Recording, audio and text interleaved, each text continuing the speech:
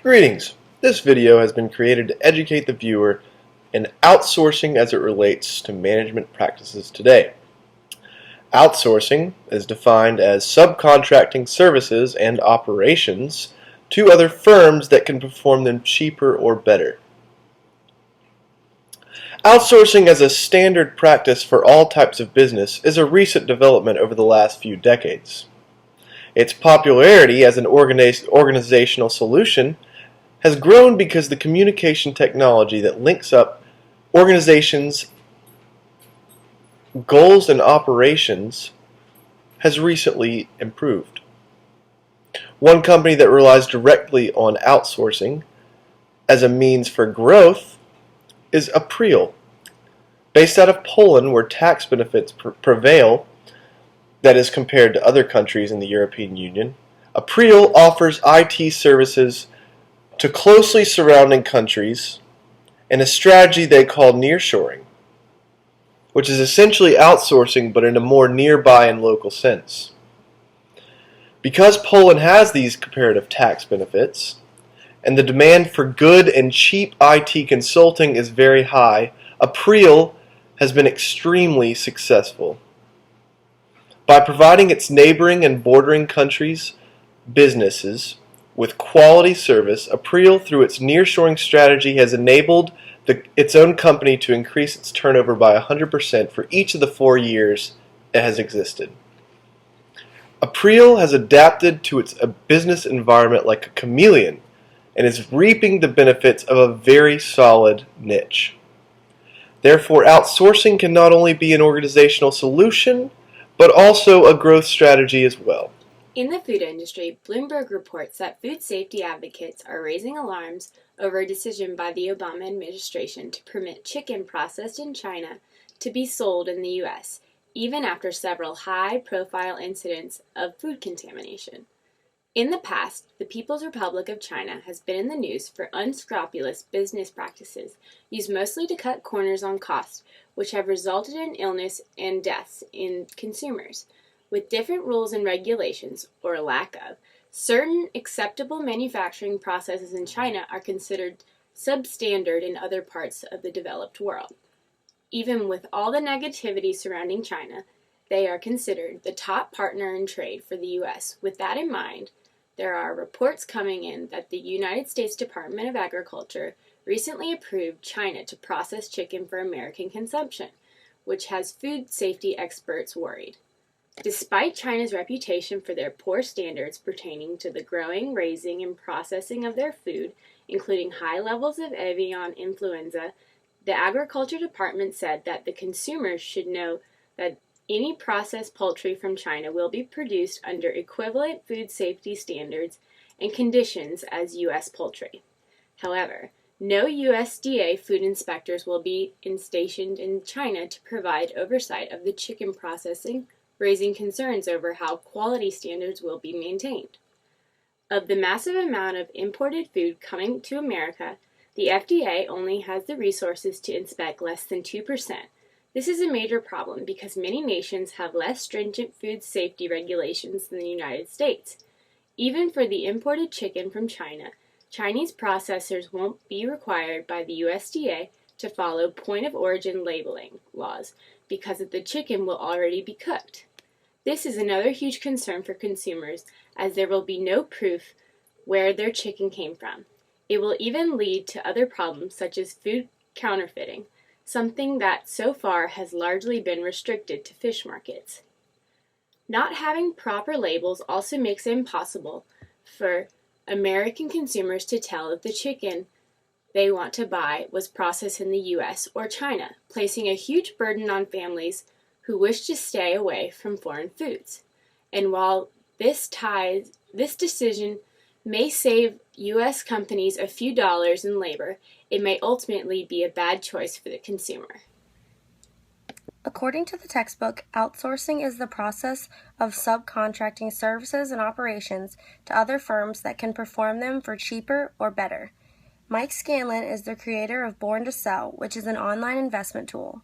Scanlon used outsourcing by hiring programmers for his company from Eastern Europe instead of the nearby Silicon Valley. The programmers from Eastern Europe only cost him $37,000 per year, as where the programmers in Silicon Valley would have cost him upwards of $600,000. That's over 16 times the price of hiring the programmers from abroad. By hiring these programmers from abroad, Scanlon did not suffer a loss of work quality either. These Romanians and Russians were just as good of software developers as the programmers in the United States. Scanlon claimed that there were very few drawbacks to outsourcing, one example being the language differences. But overall, he was very happy with the results from choosing to outsource. Just within the first year of outsourcing abroad for his company, Mike Scanlon has saved $500,000. More and more cost and quality conscious businesses are turning to different countries abroad to hire their employees because why would you hire an American if you can hire someone of the same quality that can do it for cheaper? Hello, I'm doing my current event today on outsourcing in the insurance industry. Now, outsourcing in the insurance industry comes in many different forms, and one of those forms is the outsourcing of claims, or what is called third-party administrators, which intake insurance claims for an insurance company, while the insurance company can focus on its core business of writing plan rates and designing insurance programs. So another way that outsourcing is utilized in the insurance industry is something called captive insurance. And the article that I reference today actually talks a little bit about captive insurance, and this idea is that larger companies that have enough revenue to sort of self-fund some risks that they have, they don't buy insurance. Instead, they self-retain their risk in what is called these captive pools, usually offshore in Bermuda, or they might be domiciled somewhere like Vermont. So we continue to see outsourcing within the insurance industry in the form of private healthcare exchanges as well. Companies like Aon, Willis, Towers Watson, and Mercer are sort of making a nest egg of this new private health exchange benefit for companies. So the outsourcing occurs when companies and brokers like Aon, Willis, or Mercer take a company's business and actually develop an insurance program and gives employees more of an incentive to look through their insurance program rather than just mulling over their health insurance package and not paying attention to what is actually in it. The outsourcing benefits the employee by giving them more control and more access of their insurance and healthcare needs. As you have seen, outsourcing has many different applications, and each of these different types of outsourcing applications show potential advantages and disadvantages. Let's begin with Bain's example. Bain's example shows that outsourcing isn't solely about outsourcing for a company's own production, but, in some cases, for its customer base. This is a huge advantage, not only for the company which is getting more customers, but also the nearby customers who are getting services at a cheaper rate. On the other hand, Melanie's example shows one of the biggest disadvantages with outsourcing.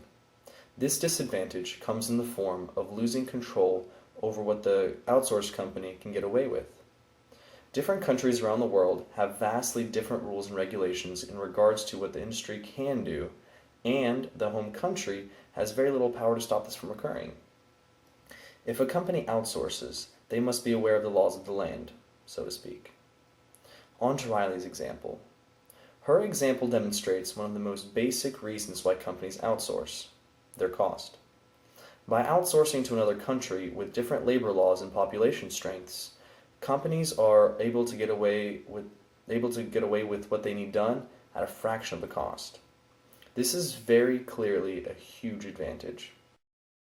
Lastly is Scott's example. In his example, Scott talks about how insurance companies really don't worry about handling their financials or claims. Instead, they outsource most of their work to companies that work behind the scenes and actually do most of the heavy lifting. This brings up another advantage of outsourcing, which is being able to focus more clearly on the core work that a company does and outsource things they are not good at, and give this work to companies that specialize in doing those specific things. Thanks for watching.